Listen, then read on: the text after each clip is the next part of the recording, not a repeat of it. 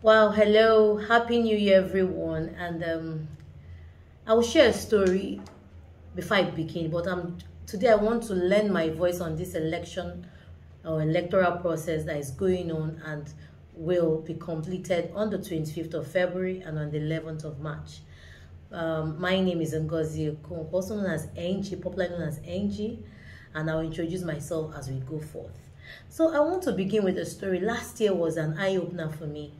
I traveled for my grand uncle's burial, and when I got there on our way back, we had to hide in the bush for 5 hours. I mean 5 hours, because unknown gunmen were actually, I think, having a shootout with. We're not even sure if it's the soldiers or with some people, and so we at Ihiala, around Ihiala, for 5 hours. And I don't know about you, it was a wake-up call that Nigeria can no longer be the Nigeria we are living in. There must be a shift. And as we prepare for the elections, I want to lend my voice and maybe add some things. And before I begin that, I want to share a quote from Abdul Kalam, and it says, if a country is to be corruption-free and become a nation of beautiful minds, I strongly feel there are three key societal members who can make a difference. They are the fathers, the mother, and the teacher. And today I stand here as a parent and as a teacher to share my own views about the upcoming election. And just give me a few minutes and we'll be there. So I've already said that on a few days we're going to have what we call our next election. And I'm saying, listen to this. There are categories I want us to look into. How many of us know how many registered parties we have? I actually had to go and literally look at them. We have 18 registered parties. And out of those 18 registered parties, approximately 3 seem to be well known right now. We have the Labour Party, B2B, we have the APC, Tinubu, we have the PDP, Atiku. Those seems to be the 3 who have been able to come up front continuously in the mind of people, and maybe we should use that as our study today. So, but in this conversation, I'm asking us to look at 5 key areas that are very crucial in this election, and I'm speaking, as I've said earlier, as a citizen of Nigeria. 5 key areas Nigeria must want new leaders to execute, and I'm starting with the first one: insecurity. We must tackle insecurity. As I stayed in that bush with my mother and my brother-in-law for 5 hours, I literally, things that went through my mind. This is usually when I was in university in the 90s, I could travel, do night, morning, travel in and out, and you're so secure. Oh yes, there were once in a while stories of maybe armed robbery or all, but they were not often. They were like stories that were told and shared. Never were we like a common trend right now. So I'm asking, how do we tackle insecurity? And when we're tackling insecurity, we have to look at the ethnic, the religious, and bring back value for human life. And I'm asking us again, if insecurity is tackled, a lot of issues in our families will be tackled. I want us to look at the state of our education.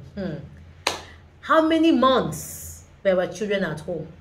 We were lucky that some of us have children in the private universities, and some people had their children outside the country. But if more than 60% of our youth were stranded because of strike and negotiations between the lecturers and the government, don't you think we have a problem? Should education be our priority? So for the new leaders we are going to elect, we have to be conscious that they will play a very important role in re-strategizing and building up our education system. Then we need to create jobs. There are grants flying over everywhere, and yet those grants seem to repeat itself in the place of big companies, in big known people. How can we get to the grassroots, where empowerment reaches the grassroots? And one of the things we are also doing as Keeping Marriage Alive is we are trying to also negotiate to go into the grassroots and help these young people. For you and I, the government is not only the ones that will create jobs these days. You and I have to be intentional about empowering people and creating jobs. So we need a leader, our leaders, because we're not only campaigning for the presidential or governorship. We have the National Assembly, we have the House Assembly. I hope you know that, the State House of Assembly. So let's continue. We're going to look at address inflation. Hey, if they had told me that in my season on earth, I will see dollar to naira or naira to dollar. Well, which one is it? 800 naira would have sworn is impossible. Years ago, when it was 150, we were complaining. Now I don't even know where to start from. So we need people, a system of people who will choose to make conscious effort, not as a party, but as an individual who loves the nation and make right choices, even when we are passing bills, that this inflation has to be curbed, treated, and attacked. And I'm saying that to all of us because this needs to be addressed. Then I need us to look at our ministers. Can some salaries be cut down? Can things be readdressed? These negotiations have to be done, and we need someone who has led by example to do this for us. And I want us to talk about citizenship. Citizenship is not taught in school. It's only affirmed in schools. Citizenship is taught at home. And that's why when Abdul Kalam shared that, the quote I shared earlier, about corruption, to build a society free of corruption, it has to be the father, mother, and the teacher. And I want to say to you as a parent and as a teacher, that citizenship is you and I. We need to begin to educate our children at home that Nigeria is our home, and we must put our own part of it. We need to question things like we used to question years ago. When someone who is a teacher of 40,000 naira brings in a car of 5 million, ask as a parent, where did this income come from?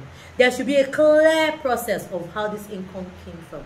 We need to begin not to celebrate that our children are rich, but celebrate that our children are rich by the right process. And I think that citizenship now, we need to create a system. And you know, most of you do know that I'm the founder of Keep Marriage Alive Initiative, and I'm also executive director of Crane Hospital. One of the things I and my husband do together in Keep Marriage Alive Initiative is to build systems where families have clear values and visions for their homes. And we need to begin to have that in every city, because we must build back citizenship for us to value our nation again. Finally, I want to talk about the future. Any leader we pick up or we choose, whether in the government, as a governor, as a president, in the assembly, National House of Assembly or State House of Assembly, must have one thing, must have the future in mind. Must know that this service they are ministering unto us is for a short term, and must prepare a landmark or a process that others can replicate when they are no longer there. And this we must look into. And I want to ask us, as we choose a leader who will execute these things, do not choose because of religion. Do not choose because of ethnicity. Please, I ask, may we all choose because of the future. Many of us are already fighting battles that are not of our concern. I remember in the Bible when Solomon needed to treat the case brought him about the two women. He said, do we divide these children into two? And one said yes, and one said no. The one who said yes didn't love the child and meant was not the mother. But the one that said, how do we keep this child whole, even if it meant I needed to step down, was the true mother of the child. We need to choose a leader, and we need to become the leaders who will choose the unity and the growth process of our nation above our differences. And so I want to say to us, let it not be said that an opportunity came and we let it slip from our hands. And I'm saying it, let's vote. And I'm saying to you, let's vote. Let's make this election count. And let's begin to rebuild a Nigeria who will be proud to live for our children. My name is Ngozi Okonkwo. I'm popularly known as Ngee, the Executive Director of Crane Hospital and the founder of Keep Marriage Alive Initiative. Keep Marriage Alive Initiative is an NGO that was co-founded with I and my husband with the ideals to build citizenship consciousness in the family first before it reflects in the society. And if we build this, a lot of us will have steadier, better homes. I hope this will help you as you choose. I've already made the choice. After comparing these 5 areas, I've made a choice of whom to vote. Have you made a choice of whom to vote in the presidential, in the governorship, in the National House of Assembly, and of course, in the State House of Assembly? Let's make a change. Let's go out there on the 25th of February and on the 11th of March and make a conscious choice for a better Nigeria. I hope you've enjoyed this. Share with your friends. Let's begin to be the change we are preaching about. You can follow us on any of our social medias. Keeping Marriage Alive is on Facebook and is on Instagram. On Twitter, we are Live KM. You can send us a message. +2347088765212. We want to hear from you as we begin to discuss in the next few days on who we should elect. Thank you. Thank you so much.